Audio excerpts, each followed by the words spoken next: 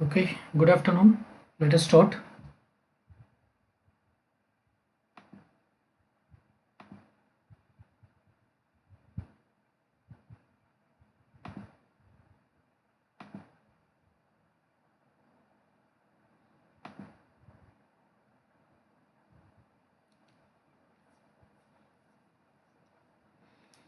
Okay, so last class we are discussing about types of neural networks. That is, we are discussing the neural network architectures. So, so basically we have three types of neural network architectures. These are single layer feed forward architecture, multi-layer feed forward neural network architecture, and recurrent neural network architecture. So in case of a single layer architecture, there will be only one layer. That itself will be the input layer and the output layer. Whereas in a multi-layer architecture, there will be a separate input layer and an output layer. Apart from that, there can be any number of intermediate layers, or these intermediate layers are also called as hidden layers. In case of a recurrent neural network, the output of the neural network will be given as a feedback to the input. So, so this feedback can be connected to anywhere. The output can be either directly given as an input to the first layer, or it can be given as an input to some of the intermediate layer, or an output of a one neuron can be fed back as an input to itself. So there are different styles of constructing this network.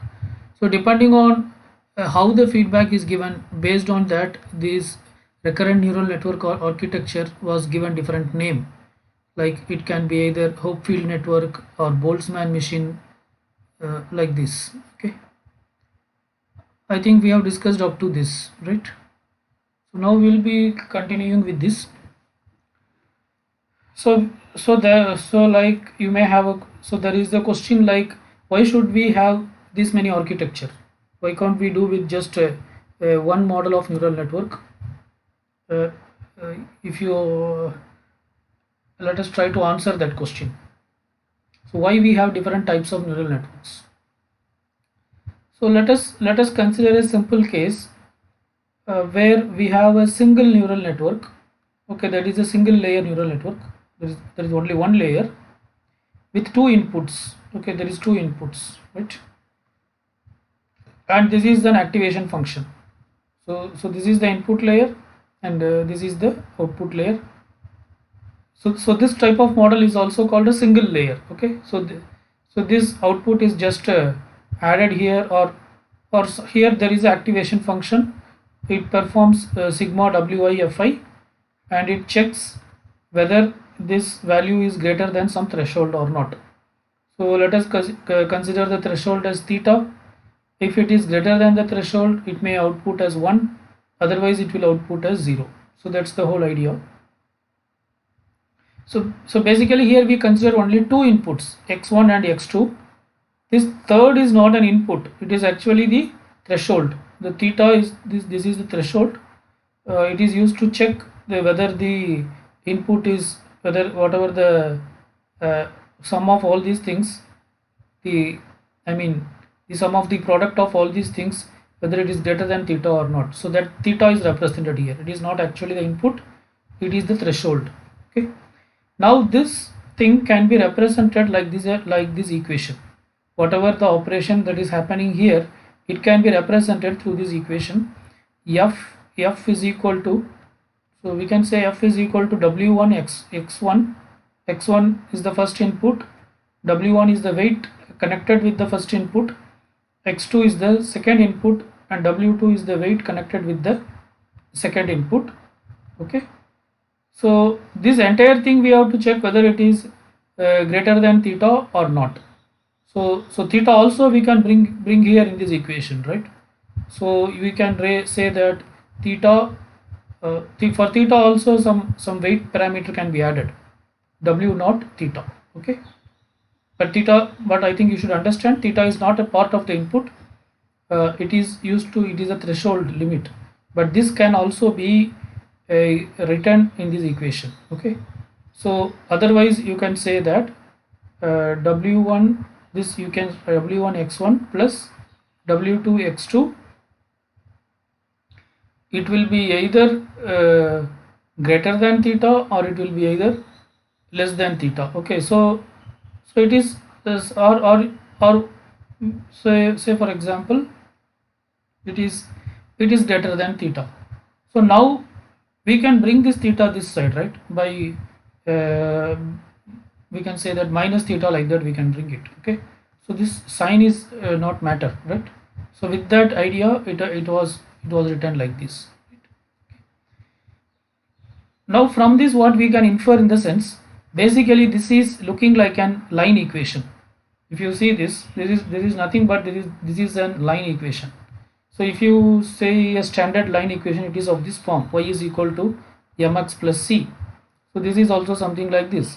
So this theta part, you can consider this as this constant c, and basically this is very similar to a line equation. So now if you plot these values, if you assign some values for x1 x2, okay, and if you plot, basically you will get a line, you will get a straight line, something like this, right? Okay, now say for example, whatever the problem that you want to solve, that problem contains these type of data. Say this is the data points of the problem. The data points of the problem that we want to solve is represented through these function. This is one part and this is another part. Okay, this is another part. So this entire problem can be represented through this function. Now if you see, this function is called as a linearly separable function. So if you, there are two functions here. This is, let us call this as function 1, this is function 2. This function 1 is linearly separable. What is meant by linearly separable? Linearly separable means we can easily separate this by using a straight line. That is if the value is above this straight line, then we can say that it is in this category. If the value is below this straight line, then we can say that it is in this category. Say this function is used to differentiate some category, whether it is category A or category B. So now how will you differentiate? This can be easily differentiated by drawing a straight line. So just you have to take any point. So if you say for example this point, I want to know whether it is A or B. I don't know. Let us assume I don't know, and I want to find whether it is A or B. Now you just check whether this point is above this line or below this line. If it is above this line, then you output it as A. Otherwise you output it as B. If you want to check this point, then again check whether it is above it or below it. It is below it. So we will output saying that this point is available in the B category, right?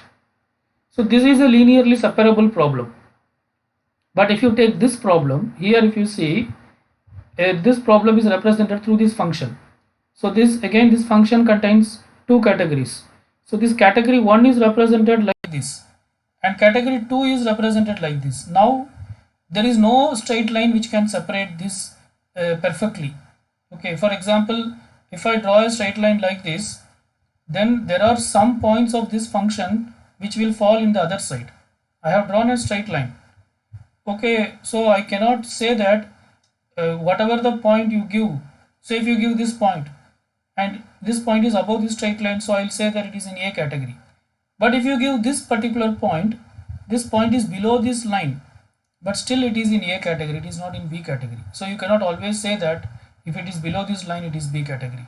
So it means that this, in this case, so basically it means that this data points are not linearly separable.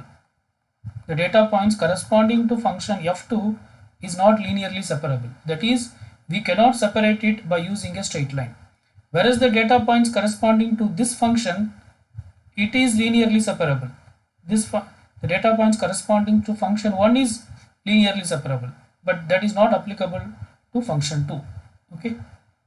So why we are discussing all these things? The point is, so if the function is linearly separable, then it can be solved by using a single layer feed forward neural network. Okay, so that's the thing. So if the data points in a function are linearly separable, then it can be solved by using a single layer feed forward neural network. If it is not linearly separable, then you have to go for either multi-layer neural network or recurrent neural network, right? So this is the whole problem. Uh, okay, so could someone summarize what we have discussed so far? Yes.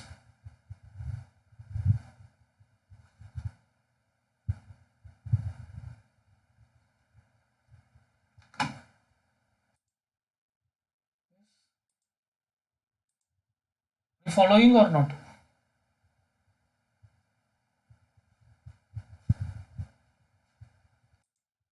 Should I repeat?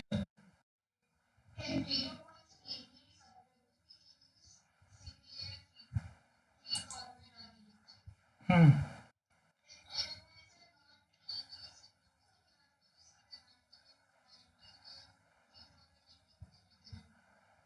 Yeah, Kilo, good. So what is meant by linearly separable? Not two function. One function only. The data points within that function is separatable by using a, otherwise it is not linearly separable. Okay, right? So for example, so mainly in machine learning or in neural networks, we want to classify the data. Okay, see normally why we use machine learning, we want to classify whether someone is having this disease or not, whether cancer prediction, whether cancer is there or not. That is what we want to find. Or heart disease prediction, whether heart disease is there or not. Or climate, whether it will rain or it won't rain. Okay, whether what is the probability whether the earthquake will happen or it will not happen. So mainly we use it in prediction. So in prediction everything. So for example, if you take the cancer data set, so maybe you may have some data points.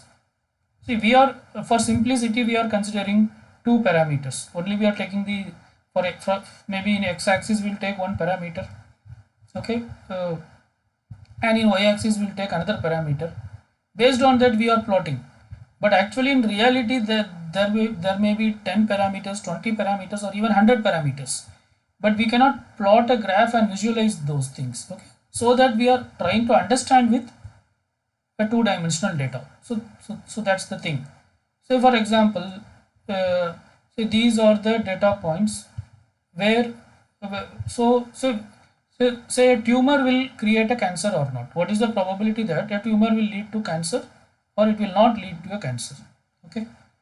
So for example, these points represents that it is going to create a cancer, right? But that is if that is, say this is the size of the tumor, so this x represents the size of the tumor. Okay, if size is some more than certain things, okay, and say this represents the color of the tumor, this y represents the color of the tumor, how dark color it is. Okay, that is, if it is if the y value is lower, then it lesser, then it means that it is the color is lighter, otherwise it is darker, right? Say for example, there is another some other data points for this same what you call uh, tumor, the tumor which the tumor data set, to detect whether it will lead to cancer or not. See, this red points represents even though there is a tumor, it will not lead to cancer.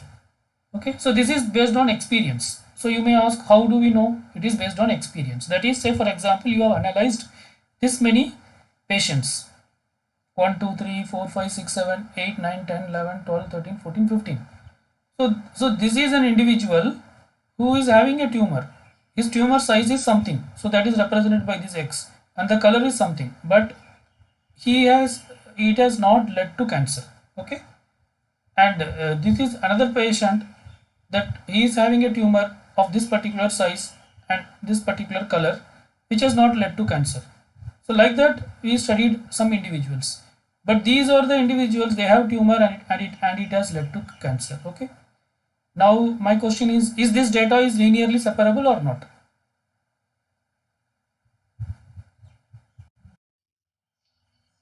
Yeah, where can I draw the line? Yeah, so now I can clearly draw a line and I can say that if the data point is above this, then we can most probably predict that it will lead to cancer, otherwise it won't lead to cancer. Okay, right? But assume that the data points are not like this. Say data, some red is here, okay, some blue points are here. It is something like this. Okay, in this case it is linearly separable or not?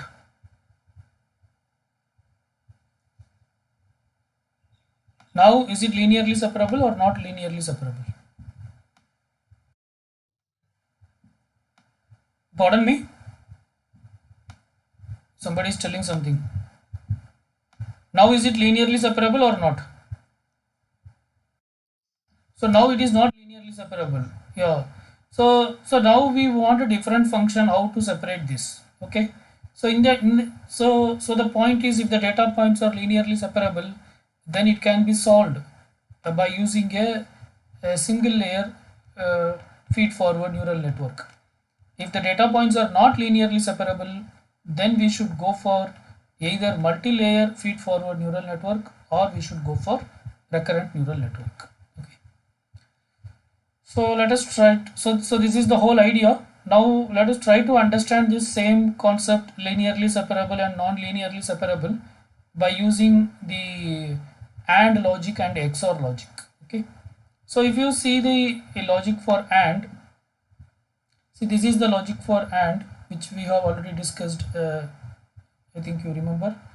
So this is the AND logic. 0 0 0 0 1 0 1 0 0 1 1 1. Okay. This is XOR logic. 0 0 is 0, 0 1 is 1, 1 0 is 1, 1 1 is 1 0. Okay. That is only when the output is different. Only when the input is different, the output will be 1. If the inputs are same, then the output will be 0 in XOR. So when both the inputs are 0, the output is 0. When both the inputs are 1, then also the output is 0. Okay. So this is the AND logic, and this AND logic can be graphically represented like this. See, this point corresponds to, so we consider this as x1 and this as x2. Say this as x1 and this as x2. So both are 0 means this is here. So in that case the output is 0, right? X1 is 0, x2 is 1, that is this point. Okay, so this is x1 is 0 and x2 is 1. Okay, so it is this point. Here also the output is 0. So this is nothing but 0 1 0 1, right? And so it is this point, we can say this point. Okay, similarly next is 1 0. It is x1 is 1 and x2 is 0. So it is this point. In this case 1 0. This is also 0, right? And the last case is 1 1. That is x1 is 1, x2 is also 1. That is this point. Okay. So now these are the 3 points.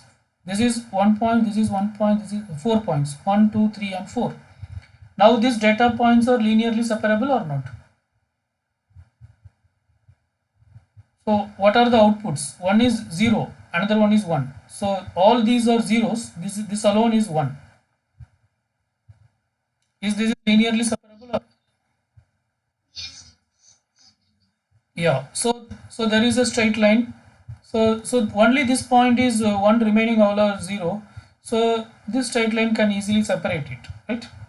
So this AND gate problem, if you see, it is a linearly separable problem. So it means that this can be solved by using a single layer feed forward neural network. Now let us consider the case of XOR. See, this is the truth table for XOR 0 0 0 0 1 1 1 0 1 1 1 0. Now this point is 0 0, okay, which is 0 output. Y is output, right? And this is 0 1. 0 1 is 1, okay, the output is 1 here. And this is 1 0. This is also 1. This is also 1, okay. And this is 1 1. This is 0. Okay, let me use a different color.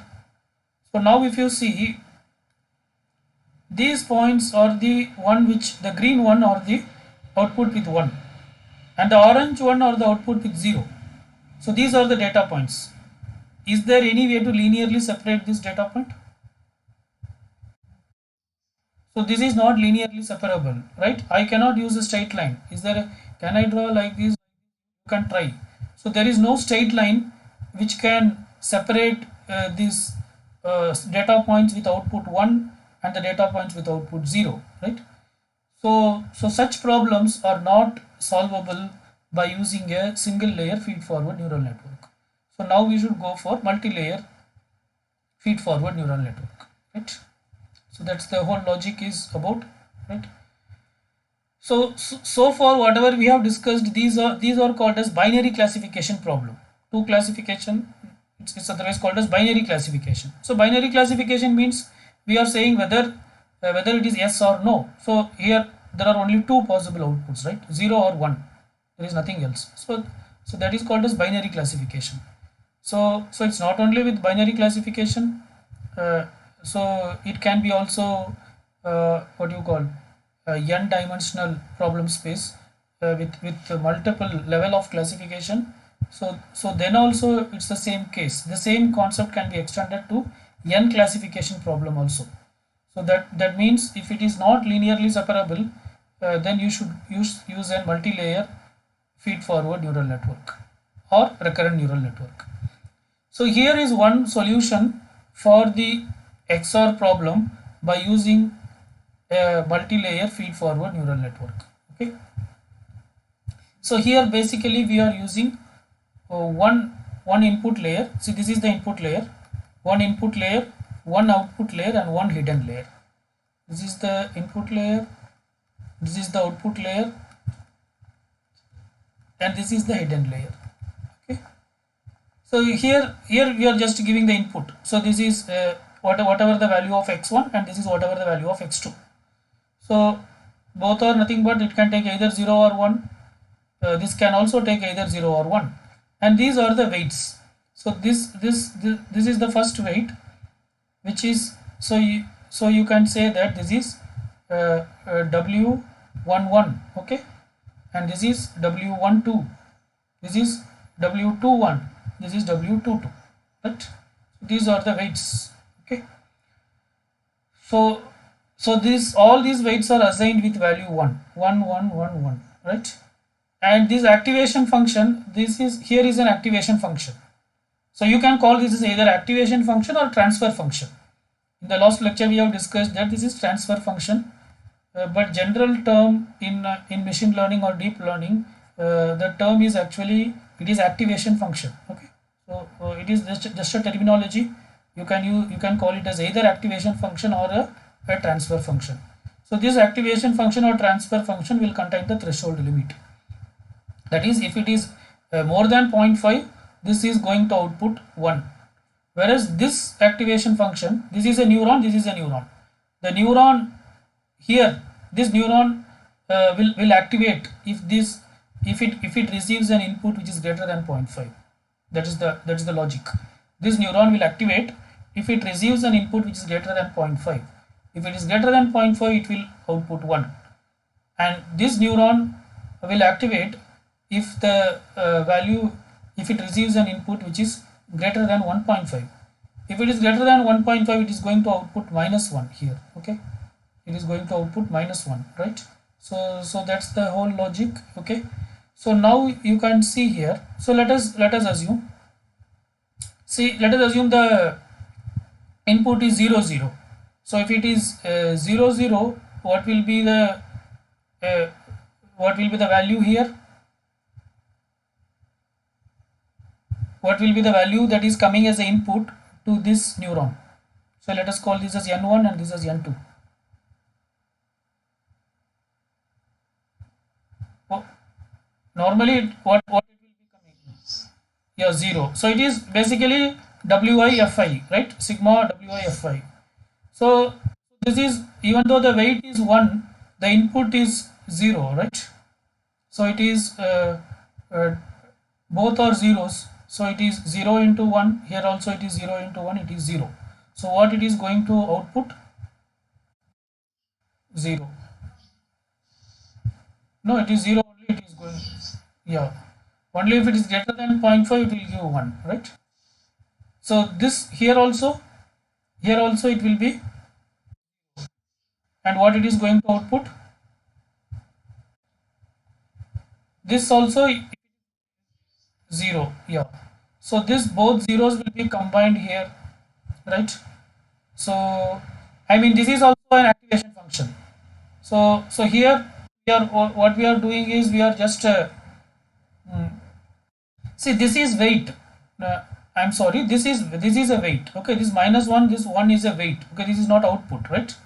This is a weight. This is a weight for this connection. Okay, yeah.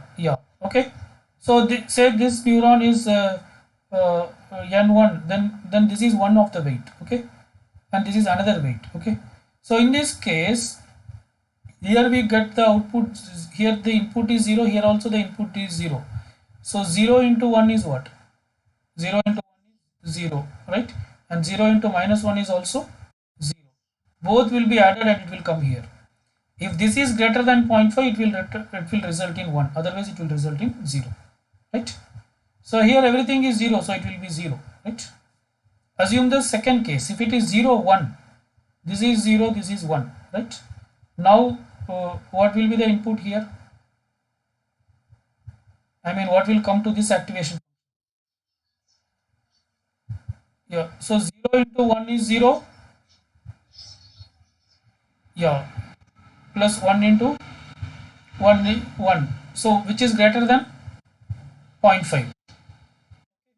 So, yeah, so basically this will be activated now. This will be activated, right?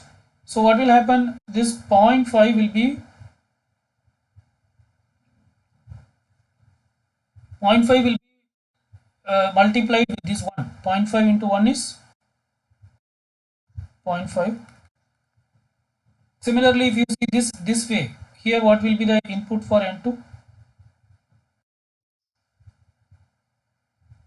Y 0. This is 0. This is 1. So 1 into 1 is 1, plus 0 into 1 is 0. So no, 1. So 1, right?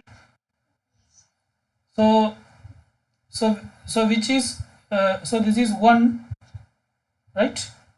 Okay, so and this is 1.5. Yeah, this will be,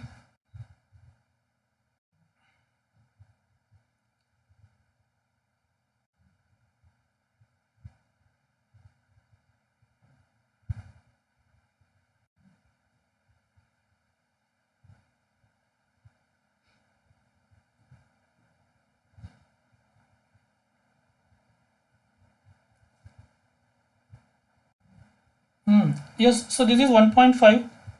1.5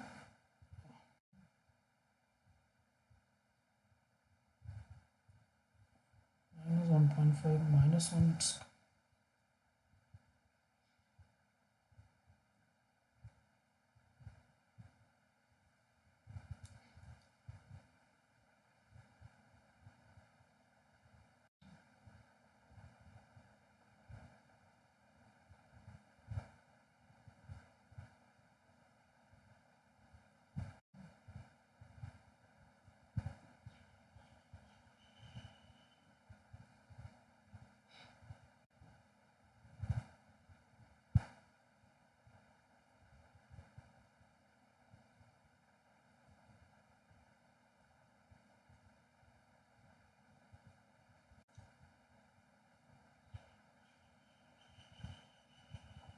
here it is 1 into 1, this is 0 into, so basically it is 1, but this 1 is not greater than 1.5, 1 is less than 1.5, so basically I think this neuron will not fire, right? So if this neuron does not fire, this won't will get activated, only this will be activated.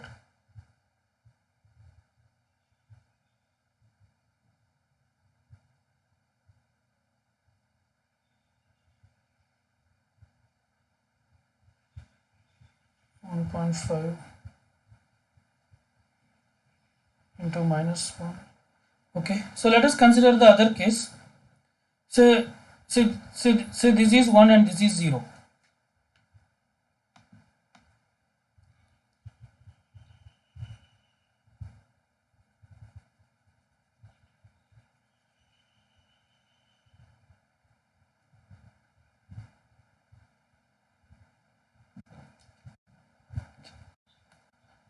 If this is 1 and this is 0, then what will be the case? Here for n1 it will be 1. Uh, so we can say that this is greater than 1, so this will be activated. So 0.5 into 1, right? Oh, okay, I got it. See, this is greater than, if it is greater than 0.5, this will be activated. But what is the input here? 1. So this 1 will be multiplied this one with this one. So what we will receive here? 1. And this 1 is greater than 0.5? Yes. So what will be the output? 1, right? Okay. So whereas here it is 0, right? So 0 into 1 will be 0 plus 1 into 1. This input will be still 1. This input is still 1, right? But is this 1 is greater than 1.5? No. So will this be activated? This won't be activated. That is the point, right? This function will not be, this neuron will not be triggered, only this will be triggered, but already you get the output as 1. Okay, this is applicable for 0 1 case also. When it is 0 1 also, only this neuron will fire, this will not fire. Is that clear? When the input is 0 1 also, here for n1 what will be the input? When the input is 0 1, what will be the input for n1? 0 into 1 plus 1 into 1, right? Sigma wi. So yeah, for this, so it will be 1. So is this 1 is greater than 0.5? 1 is greater than 0.5, right? So this neuron will be activated, and what is this output here? It is producing 1. So 1 into 1 is what? 1, right? Okay. So if both the inputs are 1, let us try to see what is happening. If when both the inputs are 1, so then what will be the input here? It is 1 into 1 plus 1 into 1. So what is the input here? 2. Okay. Is 2 greater than 0.5? So yes, and then 2 into 1 is 2 into 2, and let us see this side also. Okay. So here what will be the input for neuron 2? 2. Is 2 greater than 1.5? So what is 2 into -1?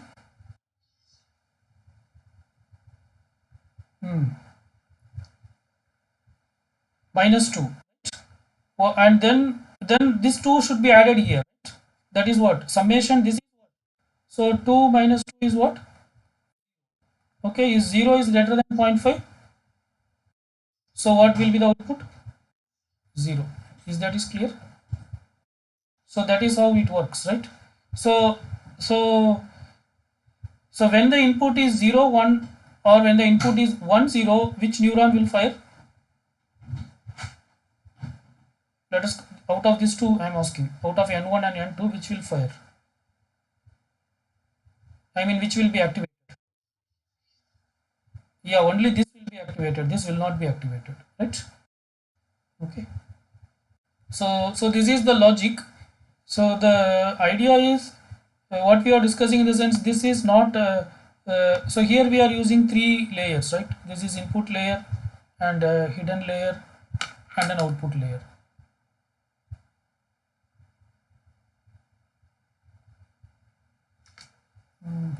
Sorry.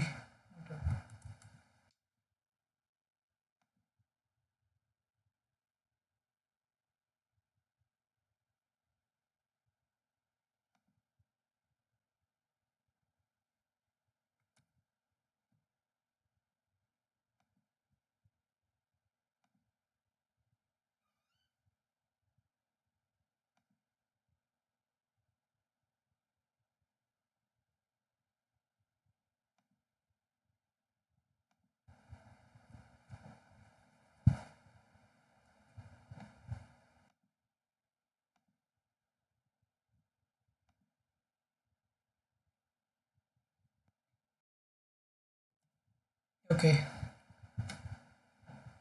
fine. So what we are trying to say in the sense, if the data points are not linearly separable, then we should go for neural networks with multiple layers, right? Or we have to go for uh, recurrent neural network. So there is something called as dynamic neural network. Whatever we have discussed so far, these are not dynamic neural network. These are static neural networks. For the neural networks that we have discussed as an example for AND gate and what now we have discussed for XOR gate, all these are not dynamic neural networks. These are static neural network. Why it is called a static neural network in the sense, actually we pre-compute the value for weights. So it means already you have worked out.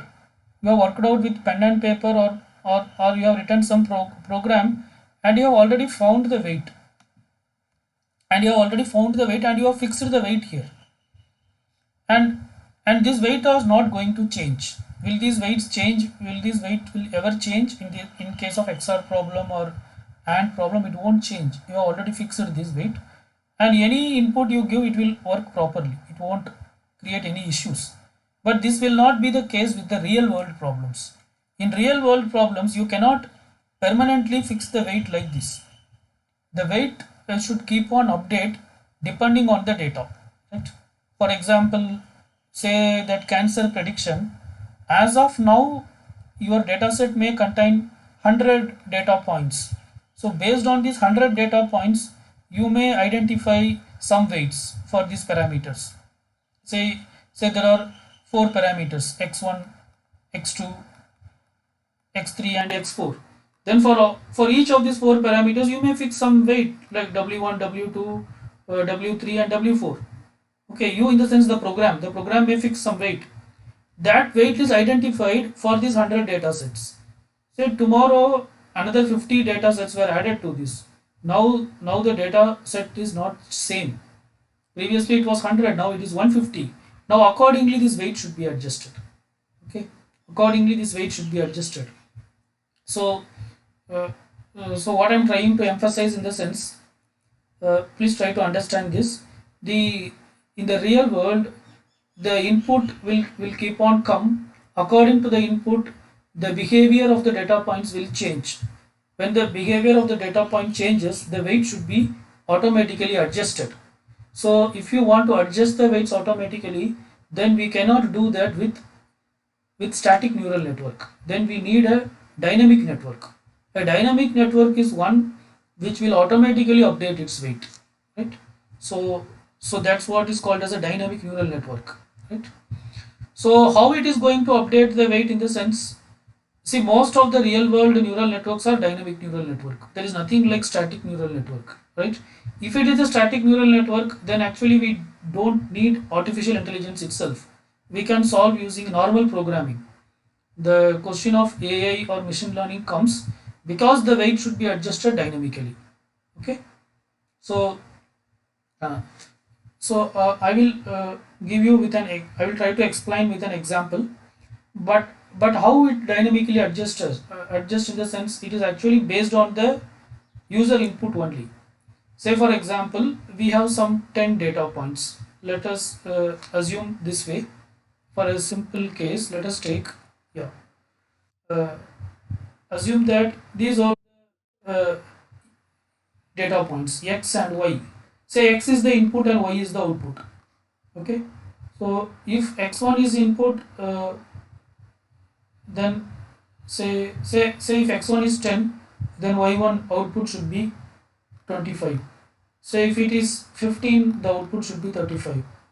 If it is 25, the output should be 65. Okay? If x is 35, the output should be 75.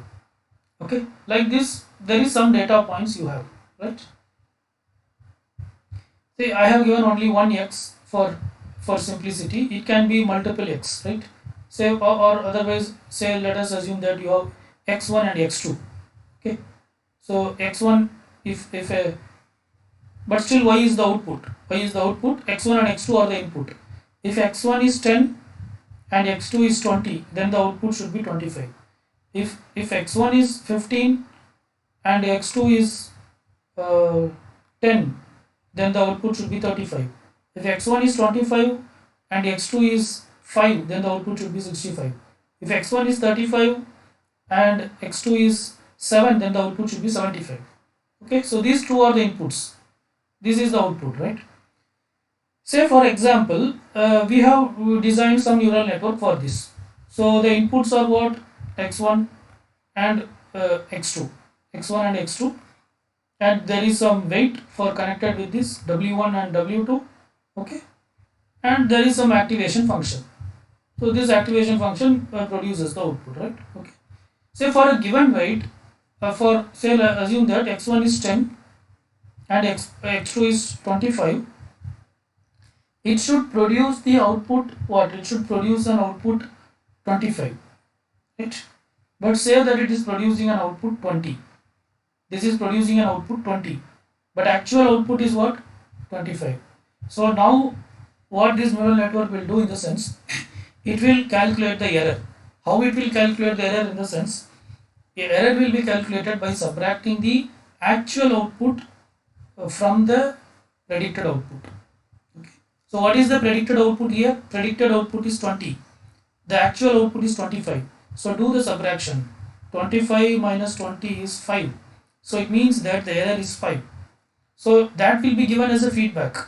That will be given as a feedback, and accordingly these weights will be adjusted. We are not discussing what is the weight now. Say assume that based on that the weight is adjusted. Say some adjustment we are doing in the weight. Say in the next round the output becomes 23, but still there is an error. Now the actual output is 23. I mean the actual output should be 25. The predicted output is 23. So again calculate the error. 25 minus 23 is 2. Now the error is 2. So again based on this, what you call this, feedback will be given. Once again weight will be adjusted. So again we are adjusting the weight. But say after adjusting the weight, say now the output is 26. Now the predicted output is 26, actual output is 25. So 25 minus 26, it is minus 1. Now the error is minus 1. Again this will be given as a feedback, right? Once again you adjust.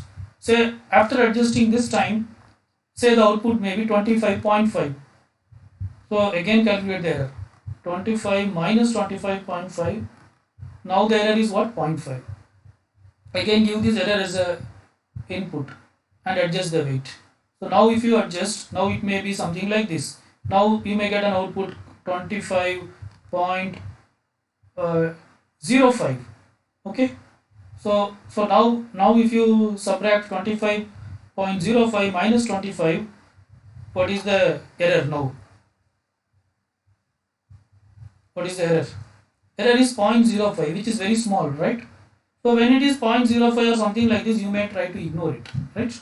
Or again if you give it as an input, now finally you may get the output as 25. So now if you check 25 minus 25, it is 0. So now you can assume that okay, this is the optimal weight, right?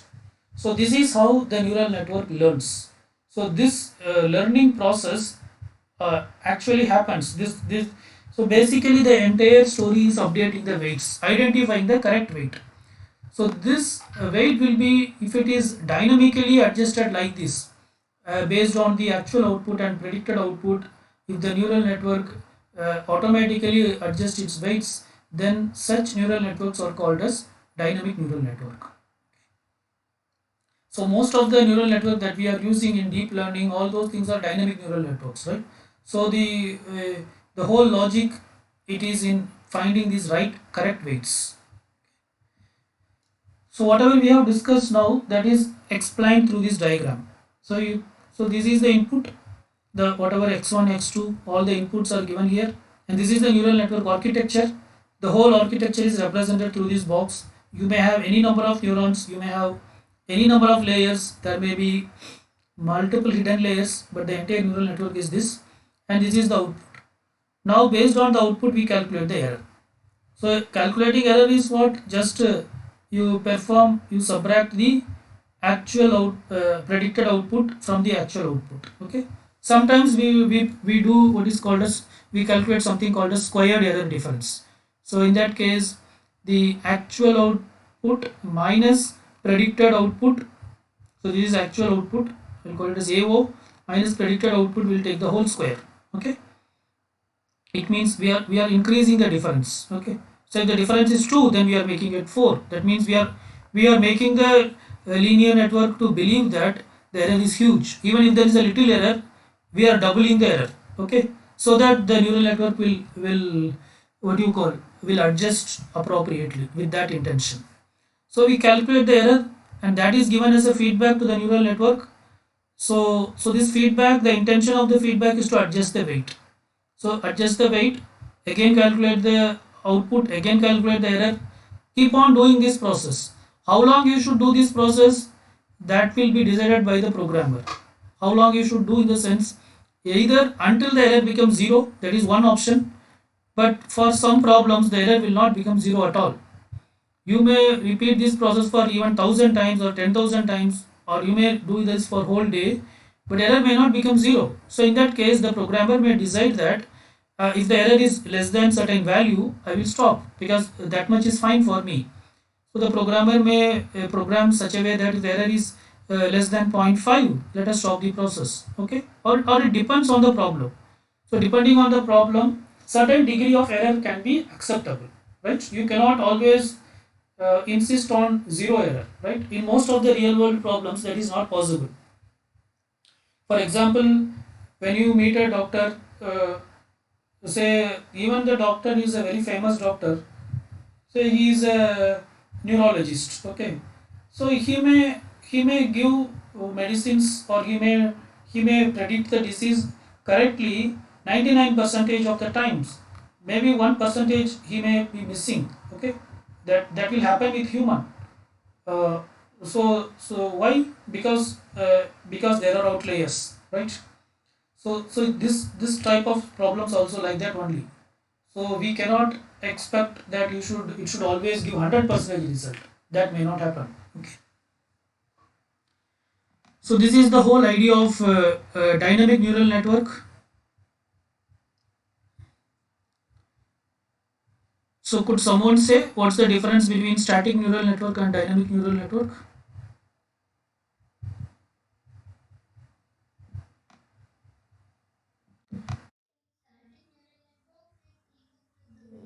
Hmm. Okay.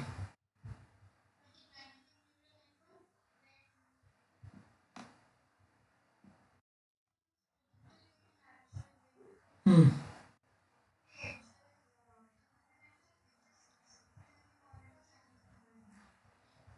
Yeah. So we calculate error. How do we calculate the error?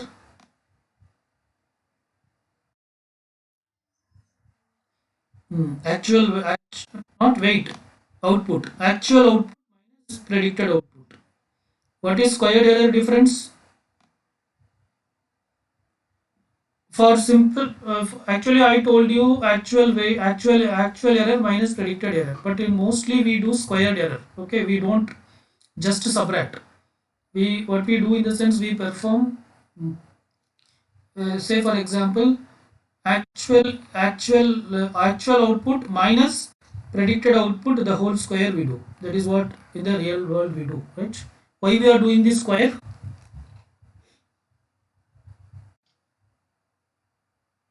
Why we are doing this square? Yeah, positive value, that is one reason. Another reason is what? Another reason is even though if the error is little, we are telling to the neural network that the error is big. Are you getting? If actual output minus predicted output is say 5, then what is the actual error? Actual error is 5.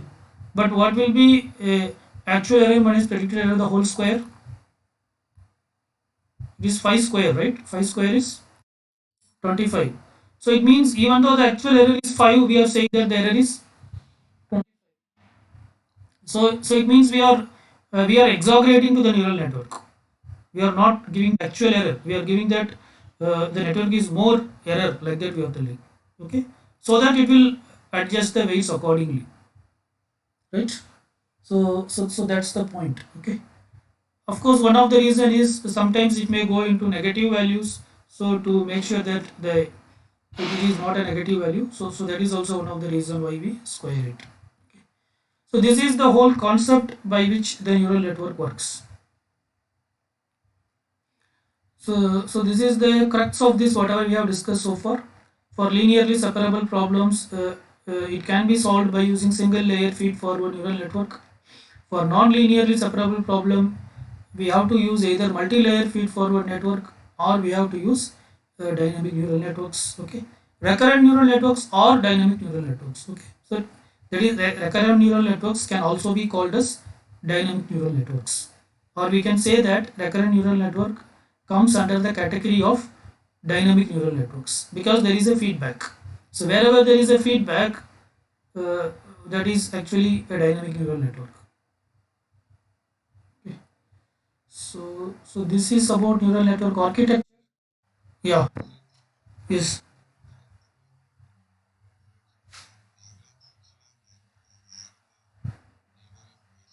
Which diagram?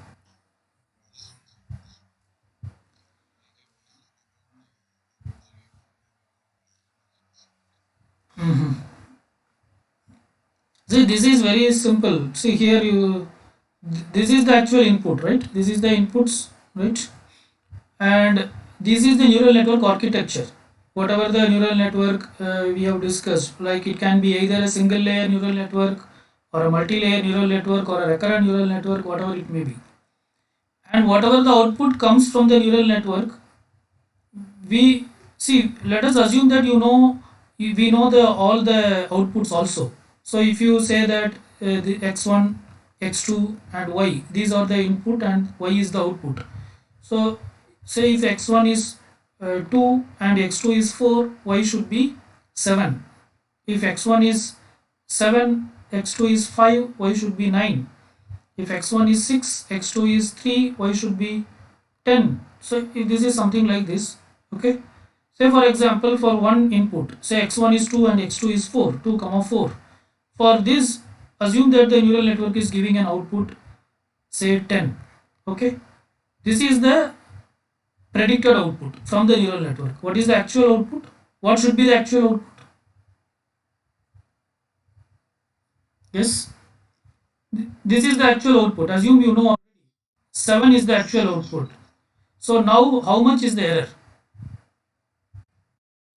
3. So how do we calculate? It is actual output minus predicted output. Okay. Actual output is 7, predicted output is 10. So 7 minus 10 is 3. We do the square of that.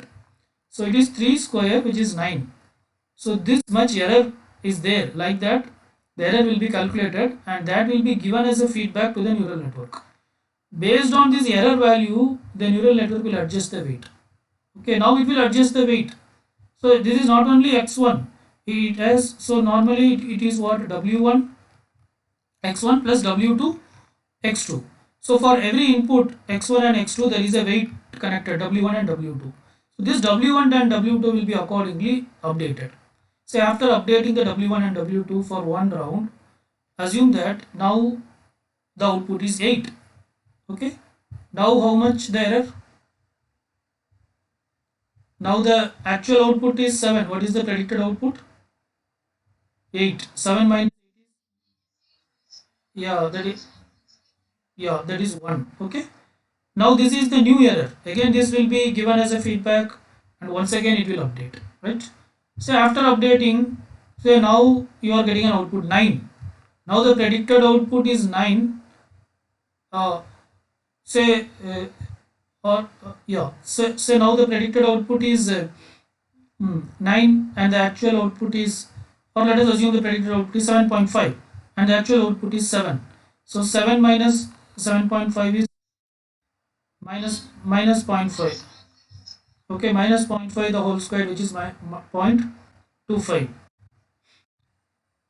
Okay, so again you may give this as an input. So again the weight will be adjusted. Now say for example if the output is 7, now the predicted output is 7, actual output is also 7. Now what is the error? Now the error is 0. Now there is no error. Then it means that it has learned. It has learned only for these 2 points. Are you getting? Like that it has to learn for all the points. Is that is clear? Are you getting? Who asked the question? Okay. But why are you traveling? Is it Rupesh?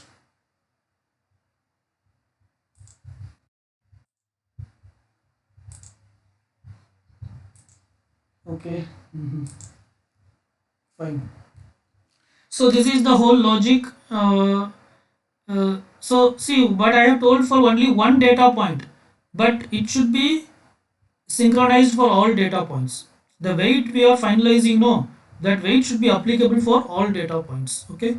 So after doing for first data points, it will tune for the second data point and third data point, like that it will work. For all data points, it should, the weight should work. Okay. So we are not going to find I mean uh, there will be, yeah, we will have multiple weights, but those weights should be tuned with respect to the respective data points. Okay.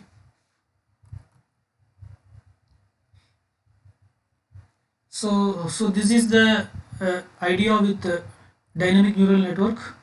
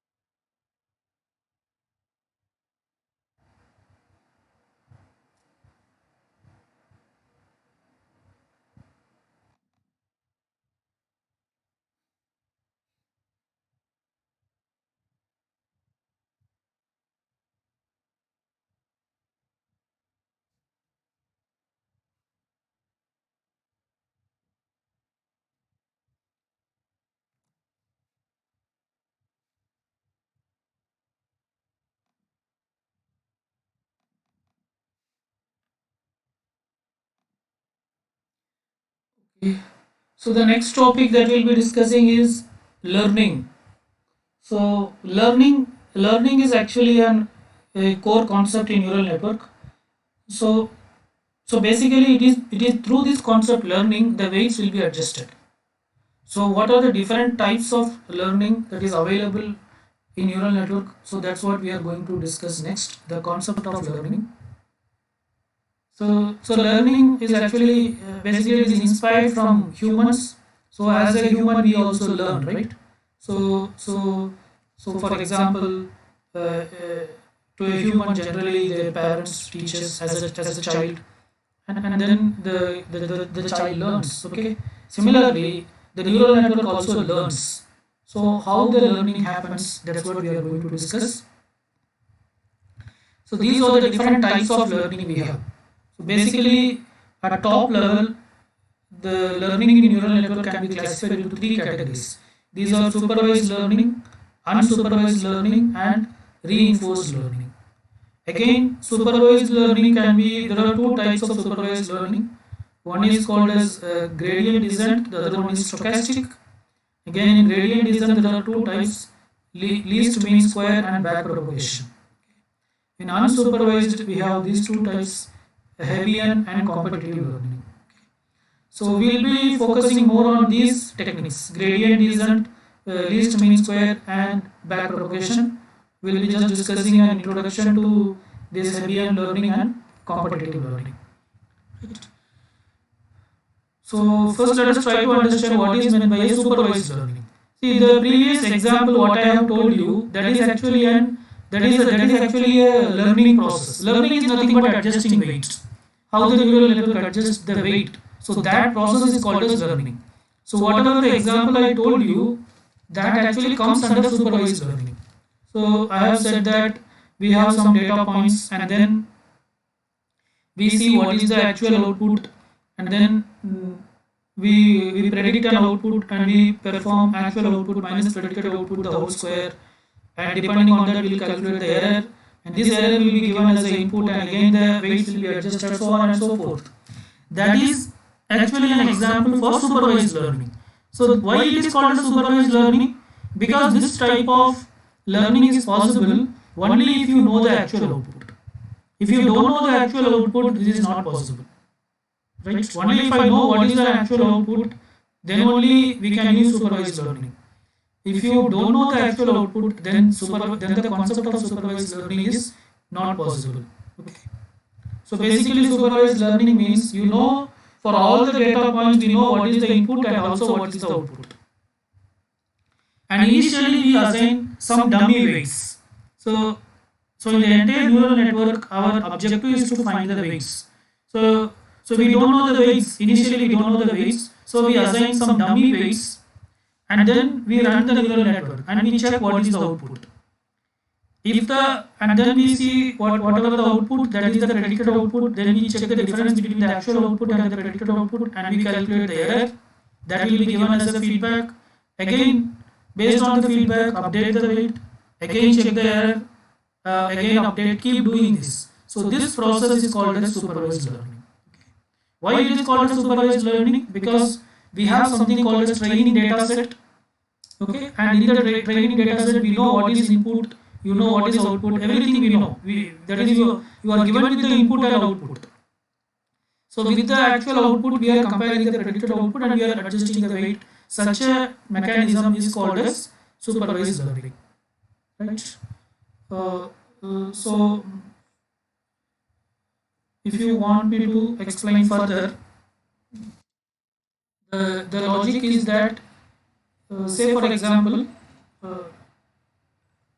I will take one small neural network.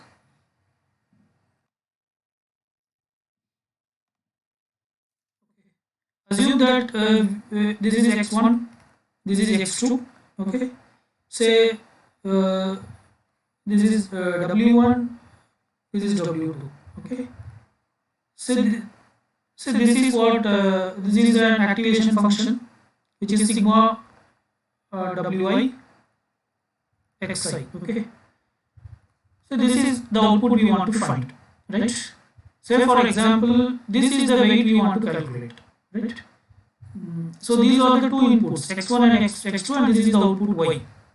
Let us assume that if x1 is x1 x2, say if x1 is 5 and x2 is 6, the output should be say 10.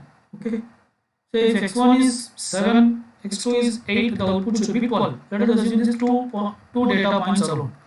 This is one data point, this is another data point. Okay, so first our whole concept is what? Identifying the weight.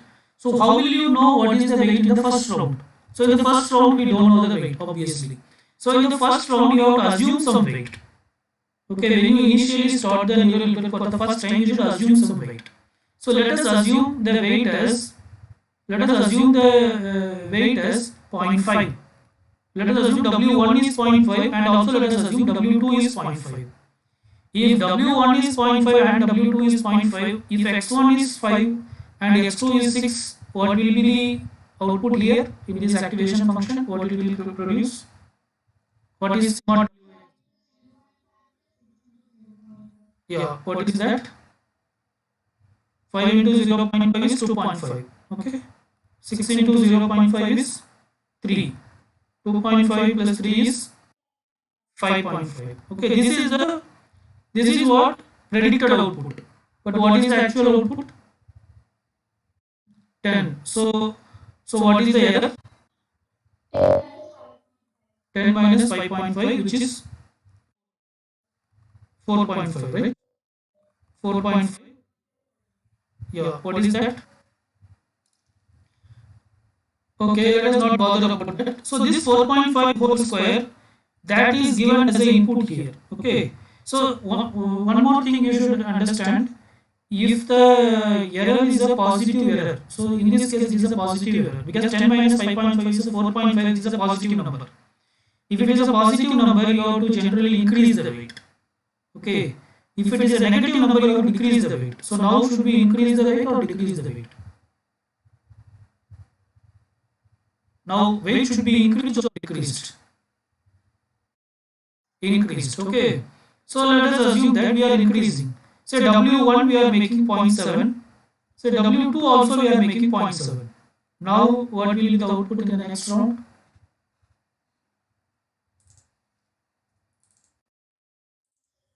Yeah. What is that?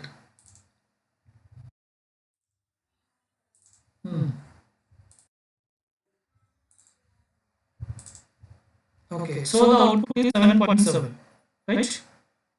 So now there is what? 10 minus 7.7. What is that? 10 minus 2.3 squared. Now still is it a positive error or a negative error? So what should happen to W1 and W2? Increased. Okay. So say that we are making both as 0.8. So if it is 0.8, if both are 0.8, then what will be the output?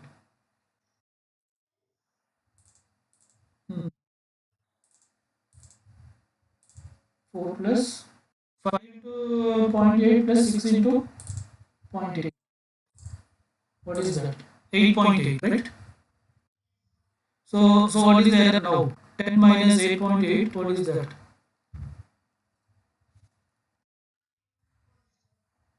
1.2 whole square. Still it is a positive error. Okay. So both should be in. So say that we are making W1 as 0.9 and W2 also as 0.9. So then what is the case? 5 into 0.9. So 6 into 9. 9.9. Okay. So 9.9 means how much is the error? 0.1. Okay, that is pretty less, right?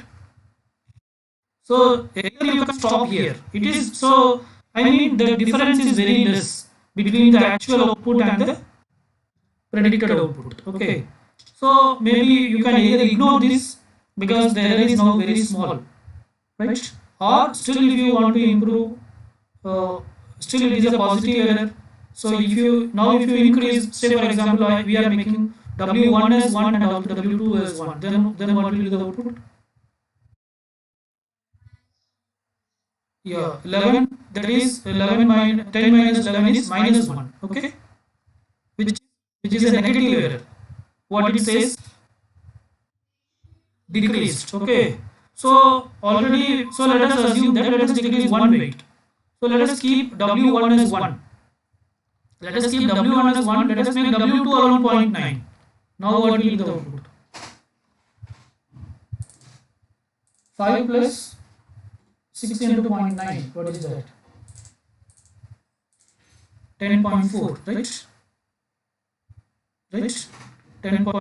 So the actual output is, I mean the predicted output is 10.4. Actual output is 10. So 10.4 is minus 0.4. Right? Still it is negative direction. So still you have to reduce. So this, so already one is 0.9 and one is 1. Okay. So this one, let us make as 0.95. Okay, this is 0.95, this is 0.9. So now what will be that? 0.95 into plus, yeah, 0.9 into 6, 10.15. Okay, so like that the function works, right? Finally it will converge. So convergence, generally we won't get zero error, like how what we get 0.1 or 0.01. At that point we will stop. Okay. So why I told you this in the sense, first initially we have to assume some weight. So that is applicable for all machine learning algorithms. First time the algorithm don't know the weight. Okay, so some minimum weight we will start 0.1 or 0.01, like that we will start. Right? And this type of learning where we know both the output, I mean we know the actual output also, then we can go for supervised learning. If you know the actual output only, you can go for supervised learning, right? So this is something similar to learning with the help of a teacher. Because when you learn with the help of a teacher, what happens? The teacher will ask the question, what is the answer of this? If you say the correct answer, it is fine. Then the teacher will say this. The teacher will acknowledge that it is correct answer. Okay. So then you can ensure that it is correct. If it is not correct, then the teacher will say that it is not correct. It is like this. Then you will understand like how much it is wrong. Then accordingly you will update yourself. So the same thing is happening here. Okay. So somebody is supervising, somebody is guiding. So who is guiding? The actual output is guiding us. The actual output is guiding us, like how far we are away from the actual output. So based on that, the algorithm is learning. So this type of algorithm is called as supervised learning algorithms. Right? The second category of algorithm is called as unsupervised learning algorithm. In case of unsupervised learning algorithm, we don't know what is the actual output. Okay. Because in some real world problem, actually we don't know what is the actual output. You have only data points. You have only data points. We don't know out of that which is which category, which is what category, all those things we don't know. We have only some data points. Now the actual output is not known. Now how will you differentiate? So that is the question. Okay. So this is something like a child is learning by itself without anybody's guidance. Okay, you can say that as an example, right? You can say that a child is learning by itself without anybody's guidance. Okay, but still the child can understand the difference between the things, and the child can categorize the things. Okay, such type of learning is called as unsupervised learning. So then what unsupervised learning does? You may ask this question. So what unsupervised learning does in the sense it performs something called as clustering. Like it says that all these items belong to one category. Okay, like that it will group items together and it will say that whereas these items belong to some other category. Okay, it does not know the name, it does not know the exact name of this category, but it says that all these are similar items. I will call this category A. All these are similar items. I will call this category B. Okay, maybe all these are similar items. All I will call this as category C. So based on the data set features, based on the features of the data set, it will group into different categories. So that type of learning is called as unsupervised learning, right? Okay. So if you want me to give a concrete example, okay. Let us assume that you are writing a machine learning program which will separate orange from apple. Okay. So the input, if the input is the input can be either orange or apple, right? But you are not telling which is orange, which is apple. Okay. So if you are telling to the program this is orange and you learn, like that if you tell, that is called supervised learning. But here you are not telling which is orange, which is apple. You are only giving input. You are giving 100 inputs orange and 100 input apple. Okay. So actually the algorithm does not know the term orange and apple, but whenever you but after say after giving one input, 10 inputs, 20 inputs, or after giving 20, 30 inputs, the algorithm will understand that okay, this first input is different from this input. I mean, you are giving images, the images of the fruit orange and the images of the fruit apple. So the algorithm will start differentiating, and it will understand that this image is different from this image. So all these images it will put into one class. Say it will call it as class A. Okay, and all these apples it may put it in another class, so that is called as class B. It actually don't know that this is orange, this is apple, but it will know that this belongs to a separate class and this belongs to a separate class. Okay, so how it knows? Because the features of this image is different from the features of this image. So based on the features, it classifies. Okay. So could someone say what's the difference between supervised learning and unsupervised learning?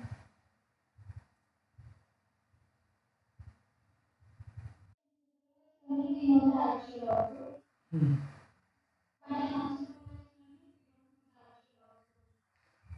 Yeah. So what the unsupervised learning will do?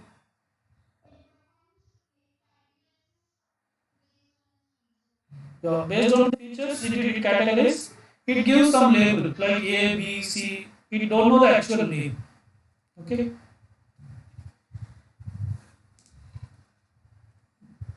Fine. Let us stop here for today's session.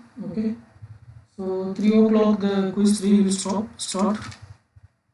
Let me take the attendance.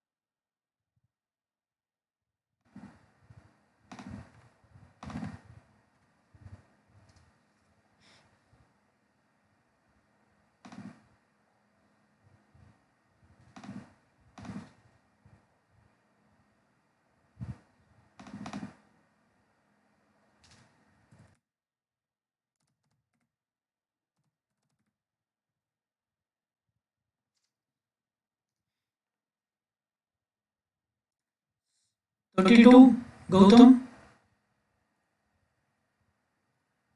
absent.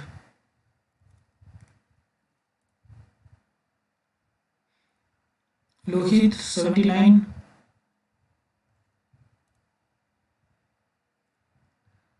348 Sai Abhinav.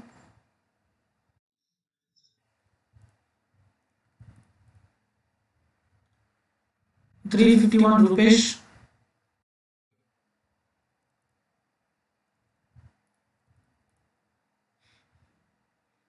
269 Bibin. Bibin is absent. 389 Harish.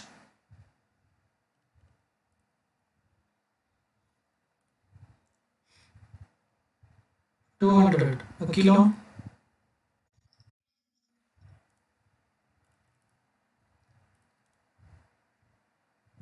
306 Sai Charan.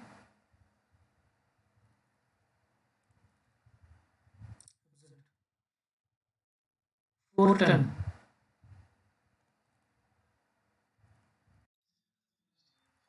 Pardon? Who is that? Okay.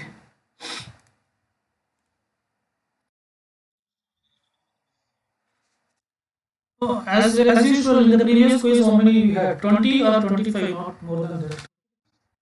Hmm. Okay, thank you.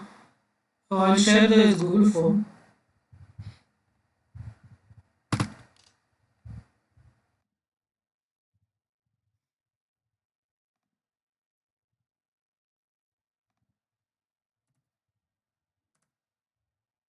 And fill it up.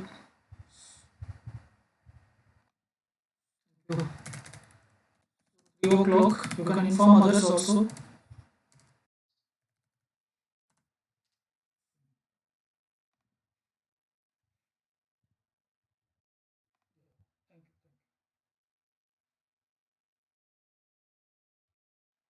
Yeah, 3 to 3:20.